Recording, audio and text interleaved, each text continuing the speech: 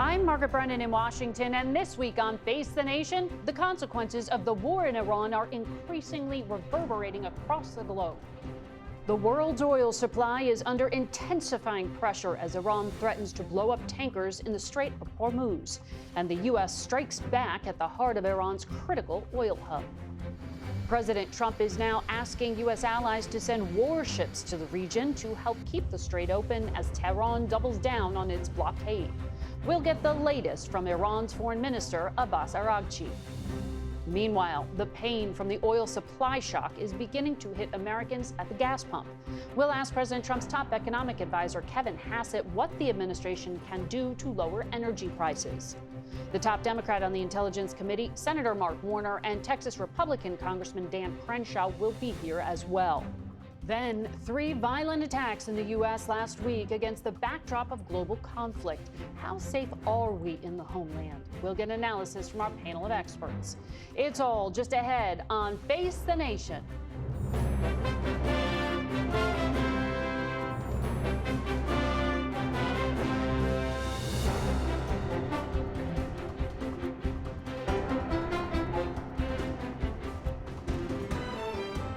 Good morning and welcome to Face the Nation.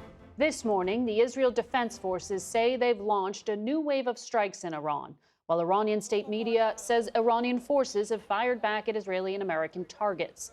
The number of U.S. casualties is now at 13, with the Department of Defense identifying the 6 service members killed last week when their military refueling aircraft crashed in Iraq. Our senior national security correspondent, Charlie D'Agata, has the latest from Tel Aviv. Among the 6 aircrew now identified in the crash of the refueler, Tech Sergeant Tyler Simmons. Sergeant Simmons was a boom operator. This video showing him refueling a fighter jet mid-flight. Now, thousands more U.S. sailors are heading to the region, equipped for close combat on sea or land. The increased firepower comes as an Iranian-backed militant group in Iraq struck the U.S. Embassy compound, prompting officials to urge U.S. citizens to leave the country as soon as possible. Even as President Trump claimed to have totally decimated Iranian military targets on Karg Island, a crucial oil hub.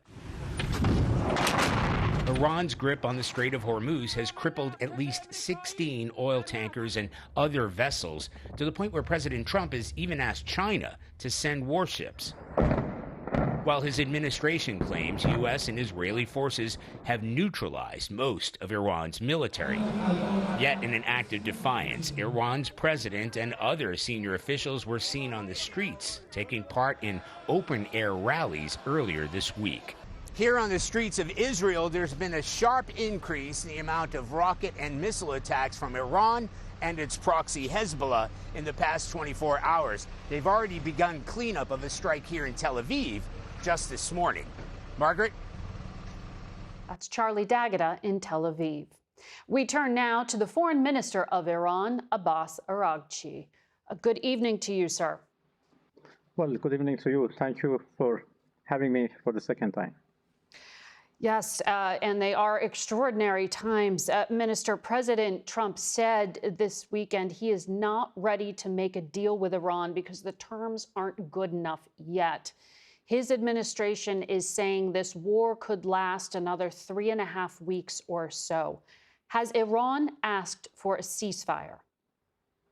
No, we never asked for a ceasefire, and we have never asked even for negotiation. We are ready to defend ourselves as long as it takes, and this is what we have done so far, and we continue to do that until President Trump comes to the point that this is an illegal war with no victory, and there are people being killed only because President Trump wants to have fun. This is what he has said. Have fun? We are not.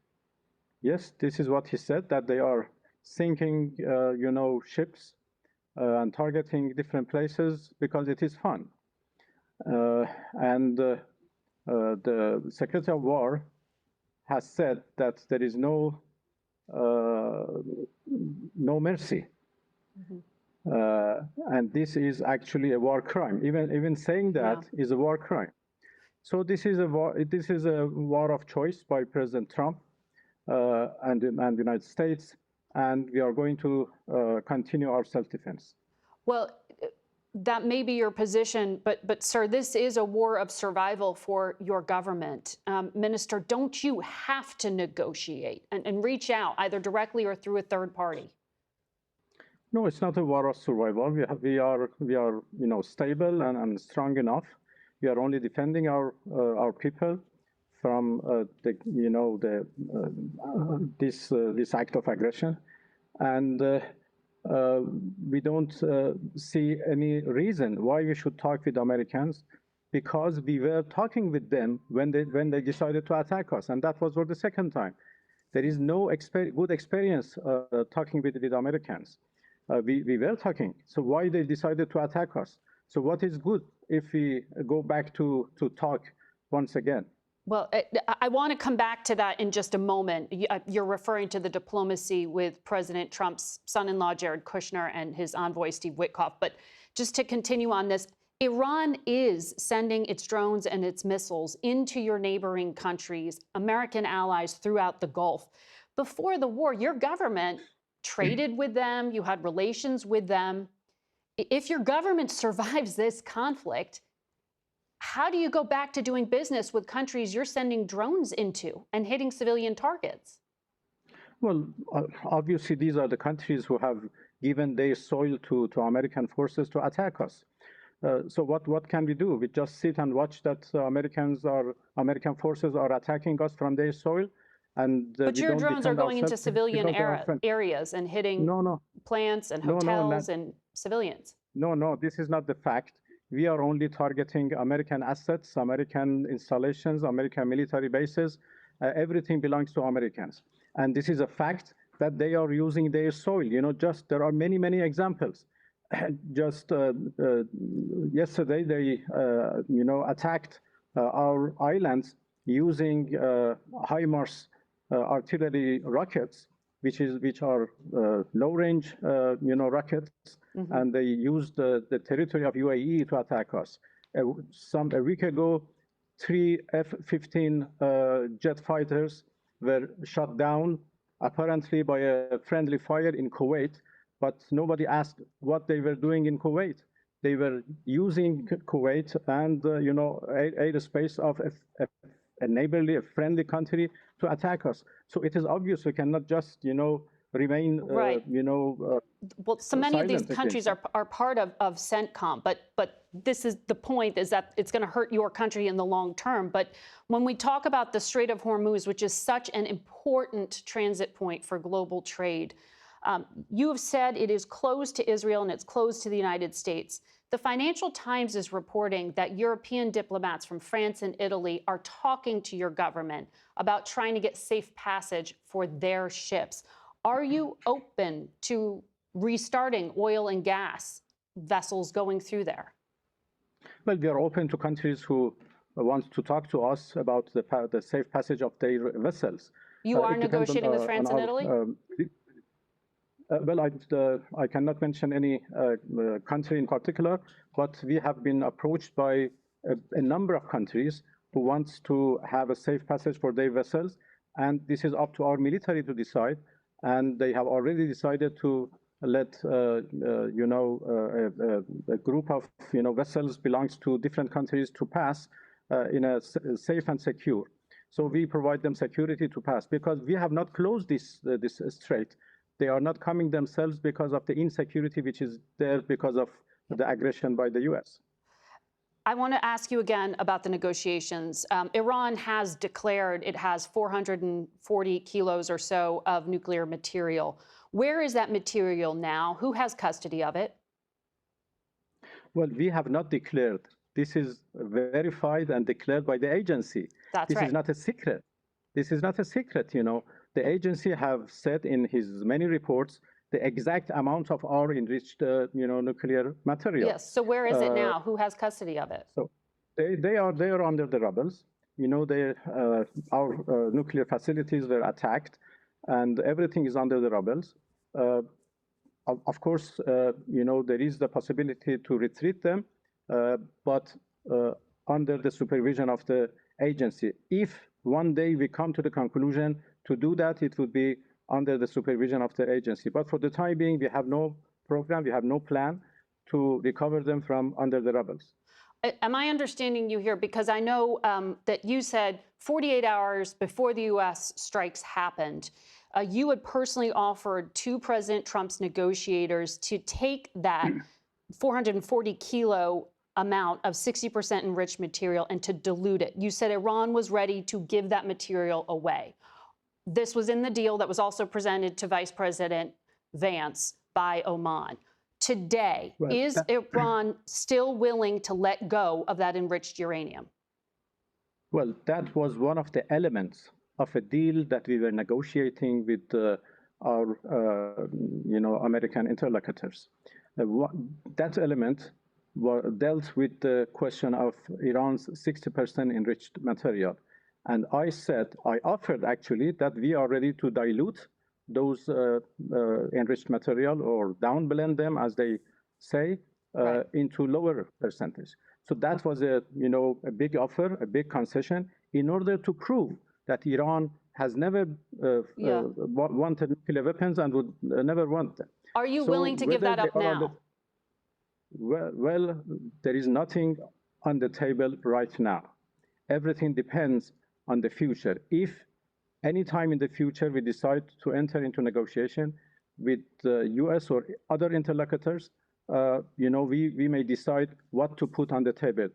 For the time being, nothing is on the table. There are at least 4 Americans being held at Evin prison that we know of, including a journalist, Reza Valizadeh, and Cameron Hekmati, a 61-year-old man. What is the status of those Americans? Are they safe? Well, if the U.S. and Israel do not attack our prisons, I guess they are safe. Foreign Minister, we are running out of time, and I can see the internet is going in and out here. I just do want to point out, you're speaking to us via Zoom. The Iranian people don't have open internet access, but you do. Why? Well, because I'm the voice of Iranians, and I have to defend their right. So this is why I have access to internet to just have our voice being heard by the international community. But internet is closed because of the security reasons, because we are under attack, we are under aggression, and we have to do everything to protect our people. In any country, there are urgent measures taken for the sake of war. Minister, I'm glad the uplink worked to talk to you right now. We thank you for your time this morning. Face the Nation will be back in a minute. Stay with us. We go now to President Trump's top economic advisor, Kevin Hassett. Good morning to you. Good morning.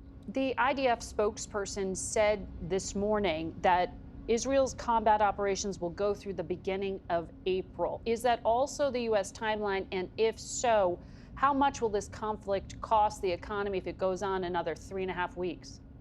Right. Well, one of the things that we've been briefed on almost every day is what's going on and what the president's being briefed on with regard to the Iran war. And as of yesterday, the message was that the Defense Department of War believed that it would take 4 to 6 weeks to complete this mission, and that we're ahead of schedule. And so we're a couple of weeks in, and I think that should give you some clarity about when we expect that the president will decide that we've achieved his objectives. The other thing I can say is that you can also look at futures markets, which are interesting because you've cited over and over the spot price of gasoline, which of course is affected right now by the disruption of the Strait. But if you look at the futures prices, they're expecting a rapid end to this situation and much lower prices. In fact, I don't think I've seen a sort of future price path with as steep a decline in all my years watching futures.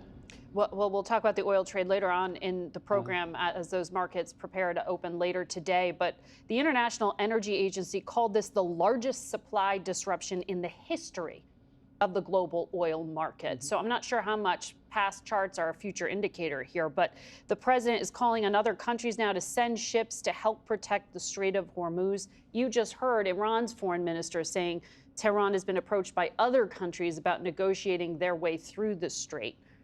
If that kind of negotiation happens, are Americans just going to get cut out here?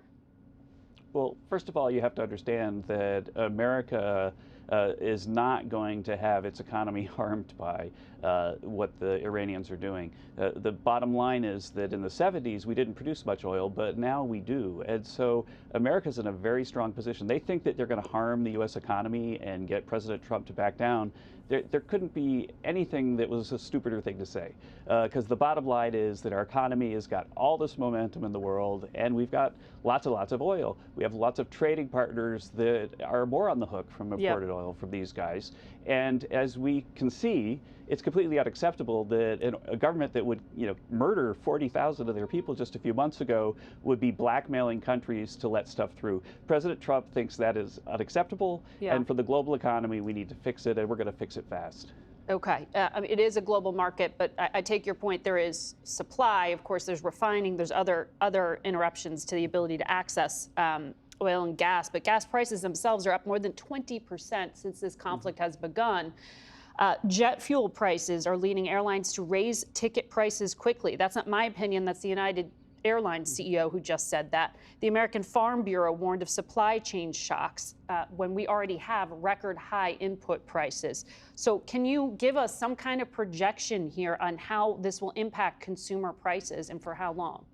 For sure, and I want you to know that this is something that the government has been studying for decades. And even myself, when I first came in as chairman of the Council of Economic Advisors, one of the first assignments I got from General Mattis was to study what happens if there are oil disruptions. And so we know how to minimize the impact of this disruption. Now, you can't make it completely go away, but you can minimize it. And so we're increasing the amount of permits that we're giving to Venezuela. We're getting new sources of fertilizer from Morocco and from Venezuela and other places to make sure that our farmers have the fertilizer they need.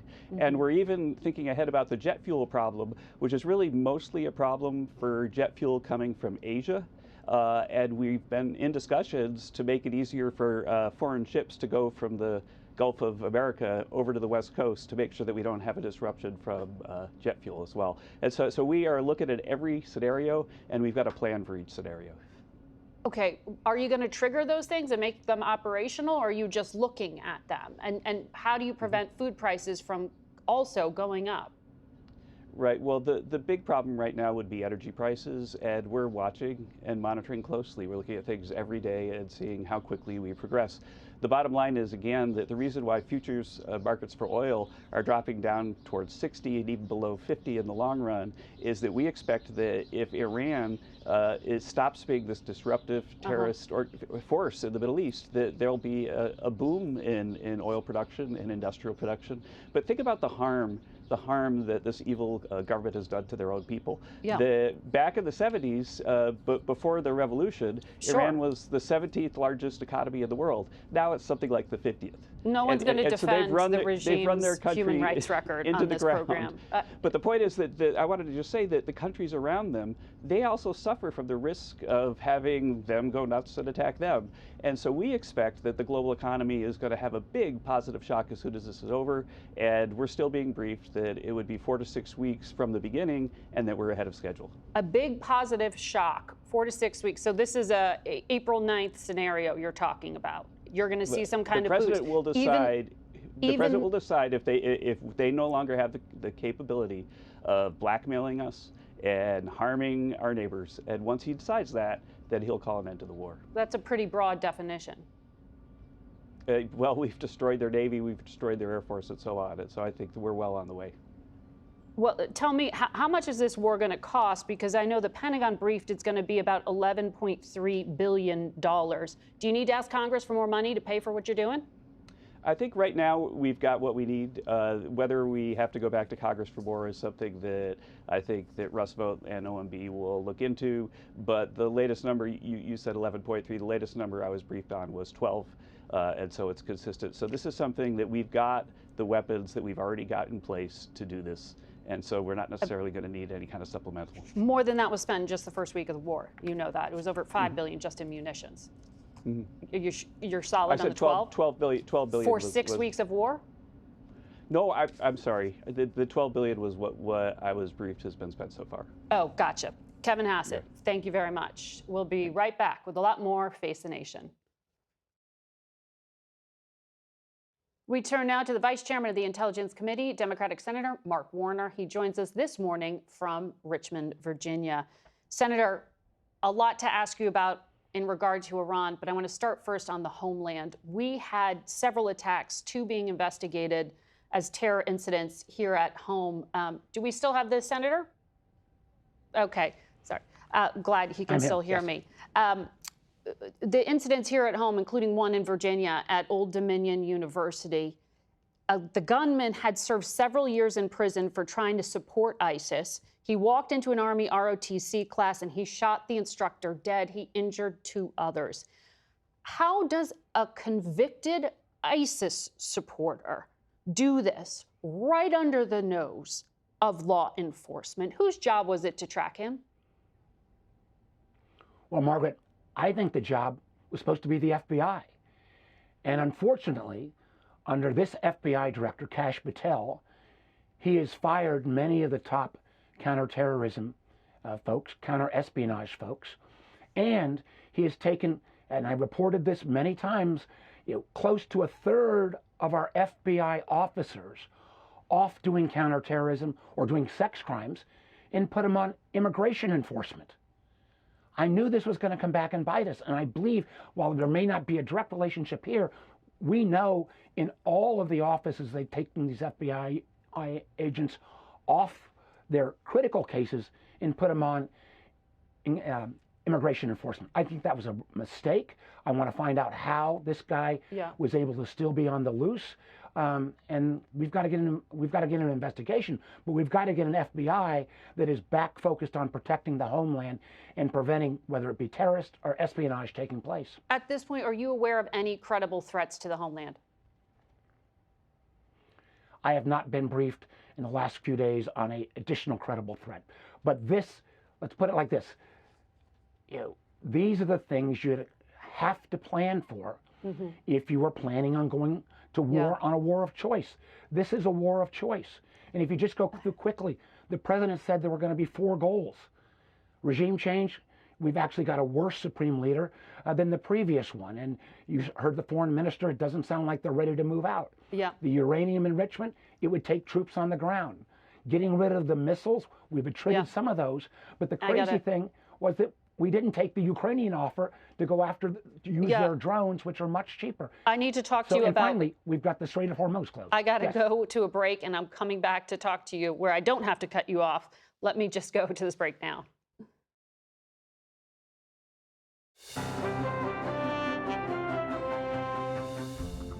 Welcome back to Face the Nation. We return now to our conversation with Senator Mark Warner. Senator, we were talking about Iran before that break.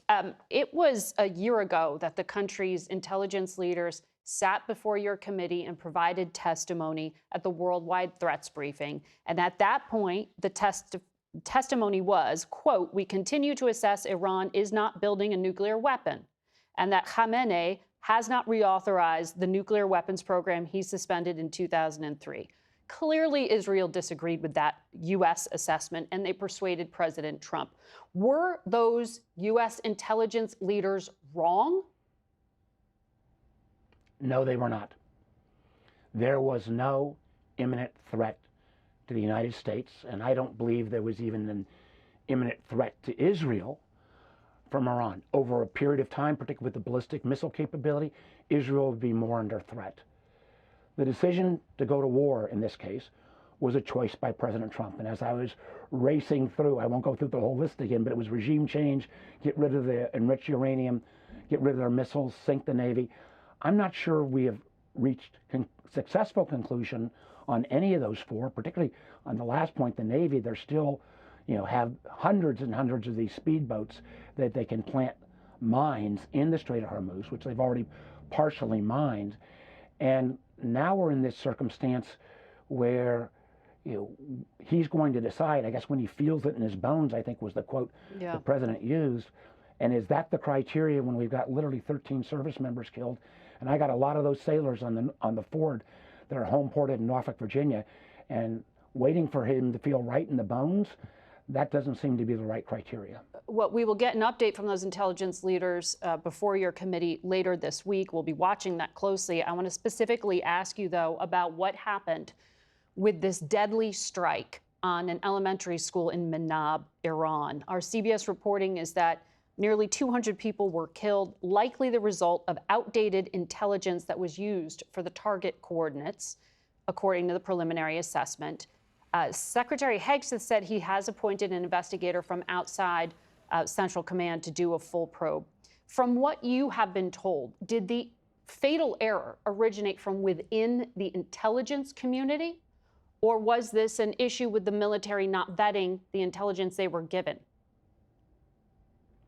Margaret, we've only got preliminary assessments, and I want a thorough investigation. But what I don't want to do is jump to the conclusion whether it was CENTCOM or whether it was Defense Intelligence Agency. That's what thorough investigations are supposed to be for. Clearly, it was an American strike. I again feel a little disappointed that the president tried to deny that at first, or say it was even the Iranians. This is where what we've got. The words of the President of the United States are terribly important in moments like this. And unfortunately, President Trump uses loose language all the time, didn't ever come to the American people on this war of choice and say what our goals are.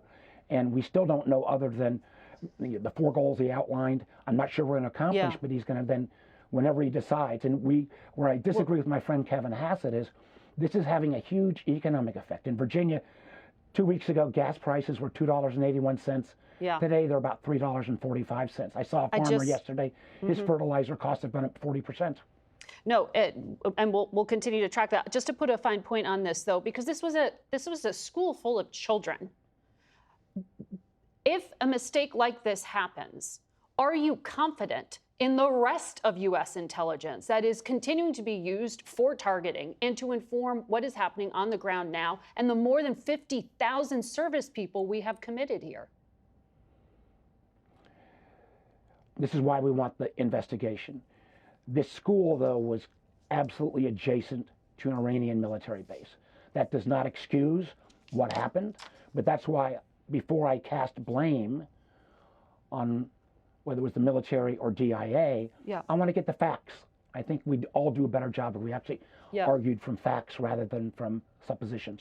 Well, on the facts, the Senate failed to advance that Homeland Security funding for the fourth time yesterday. We have airline CEOs faulting Congress for not paying TSA agents. I've got video of TSA workers on food lines because they just missed their second paycheck, half paycheck last time, full paycheck this Friday. Why can't your leaders break this deadlock? Margaret, I think we should. And what we have offered is let's pay TSA, let's pay FEMA, let's pay the National Guard, or I'm sorry, the Coast Guard, let's pay CISA. I'd even say let's pay Customs and Border Patrol. If we can't agree on ICE reforms, let's pay everybody else with the budget that the Republicans laid out. Why won't they just take yes for an answer? Well, they say it's a whole-scale funding, not piecemeal. But, well, if you're going to fund 95% as we did the balance of the government, why not do the balance of DHS with the exception of ICE? Well, we will be watching that. Senator Warner, thank you for your time this morning. We'll be right back. We go now to Texas Republican Congressman Dan Crenshaw, who joins us from Houston. Welcome back to Face the Nation. You, in a previous life, were a Navy SEAL. So just to tap into your expertise a little bit here, when you see that President Trump is deploying a few thousand more Marines in an expeditionary unit to join the 50,000 forces we have there, what does that signal to you? I think it signals that there's a seriousness of supporting whatever contingency operations might be needed. I don't think people should take that as a boots on the ground deployment, especially with only 5,000 troops. These type of units are they could be for evacuating American citizens out of Gulf allied countries. They could be for a number of things. So I take it as a seriousness of committing to the situation, which is exactly what is needed. If you're going to do this, which we have done, you need to see it through. That's what I would be advising the president. I'd be advising the president to take very seriously the Straits of Hormuz. This is something we practice on a yearly basis. This is why he's asked allies to come to our aid to protect it, because we practice this as an exercise yearly with 30 plus nations. So I think he's doing what's needed. So Secretary Hassett said earlier this month, Operation Epic Fury would have, quote, no stupid rules of engagement. 2 days later, he said, we are punching them while they're down, which is exactly how it should be. This Friday, he said, no quarter, no mercy for our enemies. You've served in uniform. Do you have any concern that this kind of language is sending the wrong message to our troops who are bound by standards of proportionality, or that it could backfire on our troops? No, if you fought in these wars in Iraq and Afghanistan, you'd be well acquainted with bad rules of engagement. The kind of thing that says, look, you can't shoot unless you're shot at. What he's saying is that we are targeting Iranian military without quarter. That's what he's saying. He's making it very clear for our military, which is a clarity that our military has lacked in many of these conflicts of the past. So even though there are no ground troops at this point, you think that this is... I can't. Can you hear me? I can. Oh, okay. So you don't take that as sending the wrong signal to our troops whatsoever, or that it could inflame enemies who, if there are ever ground troops or a downed air pilot, for example, that they would be mistreated? No, absolutely not. The rules of engagement will be very clear and in place and in writing for our troops. He is saying that to the American people, right? So there's military language that our troops abide by, which will be very clear. I don't think it sends any wrong message. I think it sends exactly the right message.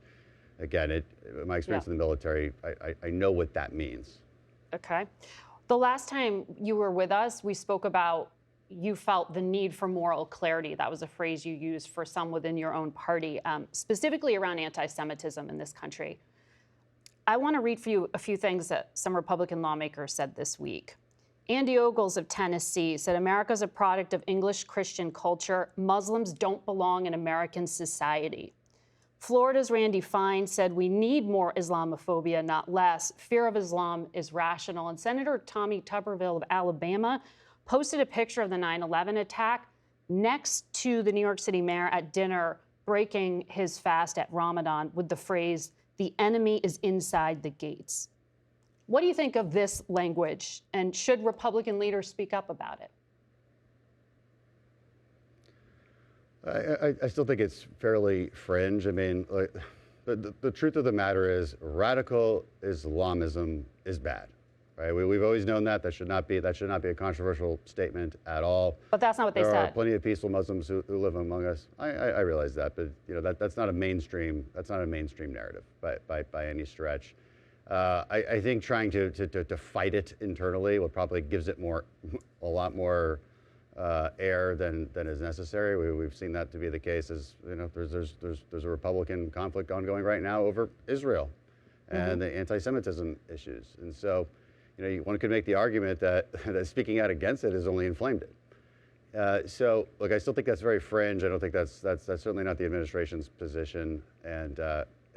We're going to go after radical Islam. That's why we need to fund agencies like DHS, and that's what we're going to do.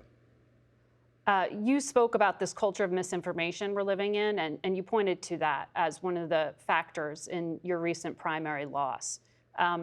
What lessons should other Republicans take from that? What do you mean? Well, I mean, I'm a unique Republican. I've been the target of online smears and conspiracies for a very long time. And my election was basically a product of that. You know, first of all, you have about 20% of Republican voters bothering to even vote at a primary. Mm-hmm. And then you have dozens of online smears and conspiracies that people were going into the voting booth actually believing. I mean, believing that it was worth millions of dollars from insider trading. Doesn't matter how many times we thought we had debunked that, or that other people and influencers and what have not have debunked it. All of these things, people still went in believing it. And so the lesson to be learned is, look, you've got to get the truth out. You've got to try, but ultimately, this is a question for the American people. Are you going to believe everything you read online or that's sent to you in your mail? I mean, Democrats spent almost $1 million also pushing these smears on television. So Republican voters are going to the voting booth believing what a Democrat told them on TV based on a smear headline written by a liberal reporter in D.C. So that's the lesson, and it's not just for Republican politicians, it's the lesson for Republican voters. Misinformation. Congressman, we appreciate your time today. We'll be right back. And we're joined now by a panel of experts. Johnny Gannon's former CIA operative with extensive Iran experience. Sam Vinograd is a CBS News national security contributor and was a top counterterrorism official under the Biden administration. And Kevin Book is an energy policy expert and analyst. There is a lot for you to break down for me, but Johnny, I want to start with you. You just came back from the UAE. They have taken a lot of incoming, in particular, drones. More than anybody else. And that seems to really have been underestimated by the United States. We've seen embassies, CIA stations, U.S. posts hit. What was it like to be in the midst of that kind of warfare? Well, look, there's a discipline to Abu Dhabi and Dubai right now. Commerce is continuing. People are still going to work. You probably have seen video of Sheikh Mohammed, the president of the UAE, in the mall, talking with civilians, greeting children. But there is no doubt that people are beginning to feel these attacks. I was on the ground in both Abu Dhabi and Dubai. After 26 years at CIA, it's my first war zone observed from a luxury hotel. But I noticed that as the week went on, I was getting edgy. There's the interceptors overhead, there's the loud booms, hotel windows shaking, and alerts going off on your phone at all hours of the day and night. So for the time being, it looks like the majority of expats are staying put. Yeah. But there is an exodus, and there is impact on the economies there for our partners. Paying for our partners economically, and those partners, many of them oil producers, natural gas producers. But those mines and those drones, they're cheap, but apparently they're effective at shutting down the Strait of Hormuz, Kevin. Do you anticipate that oil prices are going to be in this 100 range? I know Iran's saying $200 barrel. Well, look, if the Strait reopened today, it could still take weeks to bring production back on. And damaged facilities, maybe months. So there's room for the price to rise as long as the Strait stays closed. And then if we look at the strategic reserve draw, the good news is that we've drawn 400 million barrels out of the oil savings account for the industrialized world. The bad news is that we've drawn 400 million barrels out of the oil savings account for the industrialized world. Long term, the White House says, oh, we'll buy it back when it's cheaper, right? Well, that's the right way to do it. You buy insurance when you don't need it. Right. But right now we need it. Sam, on the homeland, we had all these horrific incidents, including that 41-year-old man who drove a car with explosives into Michigan's largest synagogue. He was a naturalized U.S. citizen. Brothers were members of Hezbollah, who had recently been killed in Lebanon along with their children. We don't know yet if the attacker was involved with Hezbollah, but what do you understand about the threat picture at home? Margaret, the diversity and volume of terrorist threats to this country has never been higher. We have a broad range of threat actors in play. Individuals inspired and directed by countries like Iran, by foreign terrorist organizations like Hezbollah and ISIS, and individuals motivated by domestic political grievances and racial animus and more. At the same time, the internet has been a force multiplier for terrorism. Individuals have such easy access to content online that can radicalize them, and importantly, such easy access to information on tactics, techniques, and targets, which means that they can plot their attacks more quickly and make their attacks more effective.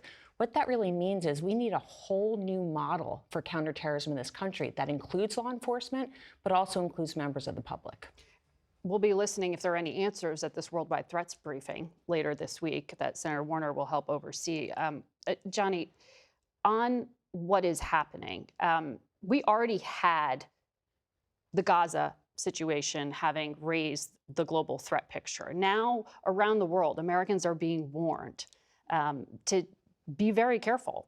How do you understand what Sam is talking about here at home? I mean, what about Americans overseas? Well, there's no doubt that the threats are increasing. I'm a little bit dubious that the Iranian regime right now can reach out and touch us in the homeland. Certainly people who are still in the Gulf are vulnerable. Mm-hmm. And I think that on the back end of this, the intelligence community and our federal law enforcement are going to have to be very focused and well-resourced, given what we saw after the Soleimani strike, which was that the Iranians engaged in lethal operations around the world trying to kill American officials or former officials. So we can expect that, I think, on the back end of this. So, I mean, it's still making people really nervous, Sam. I mean, even just in New York, you had the 2 Pennsylvania men, 2 U.S. citizens who were arrested. They were going to protest the anti-Muslim protest in New York, but they claimed that they had ties to ISIS. It's not clearly directed by a state. It's not clearly directed by anyone. Inspired. How do you protect yourself? Well, what we have to think about today is not just how to enhance physical security protections at targets. Certainly, the government has a role to play in helping synagogues, churches, mosques, schools, and others in putting up security barriers, training security officers, and those physical security enhancements. We also really have to double down on information and intelligence sharing. That's a government function, but it also has to include the public. And what I mean by that is the threat landscape is so dispersed. There's so many tentacles of this that when individuals and communities see an individual that may be exhibiting signs of violence, they have to ask for help from law enforcement, from a social worker, from a mental health worker, because the pathway and the path to radicalization and mobilization is just so rapid. And I do think, Johnny, that the Iranian regime has demonstrated an incredible capacity to be flexible and adaptive. They've played a long game here. They have invested in propaganda and tools in this country, as well as just hiring people to do their dirty work for them to such an extent that I am concerned that they have the intent and the capability to, if not direct attacks here in the homeland, to inspire them. I'm with you 100% on that, Sam. While I'm not a spokesman for the U.S. government, I would add, though, that our intelligence community has been very focused on that threat in recent years, as well as federal law enforcement. So, Kevin, we heard from one of the president's advisors. He's got a broad array of them, David Sachs. He's not a national security guy, he's the tech guy, but he had an opinion and he went public with it. And he said the U.S. is a much more powerful country than Iran, but they have a dead man's switch over the economic fate of the Gulf states and beyond that. There seems to be pressure to end this sooner rather than later. Is there a time frame on these projections you're looking at in terms of the pain threshold for oil and gas for Americans? Yeah. Margaret, Iran's asymmetric control over the Strait is a pretty powerful tool, and we're seeing that right now for all these producers who require that seaborne access to their markets. They're shutting in supply right now so that they don't overflow their own storage. What that means is that the inventories that are forward positioned in the world are going to be exhausted. The strategic reserves that are coming to the rescue will be used, but we're looking at weeks before things start to get very tight. Already in Asian economies, you're seeing refiners cutting their runs. You're seeing export controls so that products that are refined in those economies aren't going to global markets. We're very insulated here in the United States. We're a net exporter. The world itself uses 36% less oil per dollar of real GDP than it did 25 years ago. But we're talking about 3 to 4% of the energy that supplies global consumption going offline. We're going to feel that.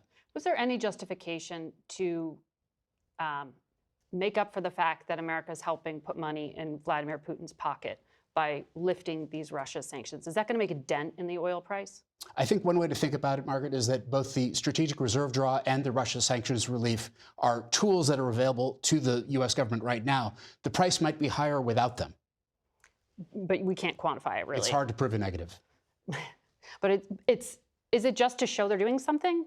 Well, there is a certain, every person in public office tries to show responsiveness in crises like this. The problem is that as the price rises, the interventions become more significant. Sometimes the best thing is to do nothing and let the market work it out, but no one gets elected to office on that basis.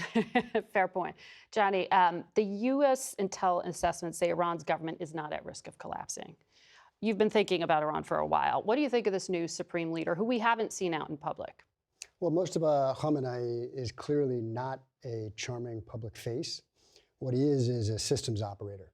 So he was a gatekeeper for the Supreme Leader's office in the past. He has strong ties to the IRGC and the Basij. He knows how power actually operates, and he is effectively a symbol of continuity right now. And I think that's more important than being in an actual managerial role. He is the message from the regime that they are still in control. Mm-hmm. And the stability of that regime.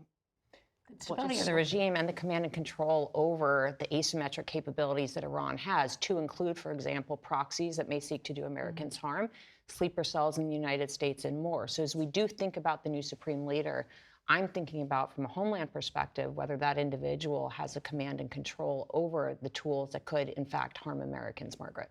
And these are open questions we're going to try to get answers to. Thank you to all of you. That's it for us today. Thank you for watching. Until next week, for Face the Nation, I'm Margaret Brennan.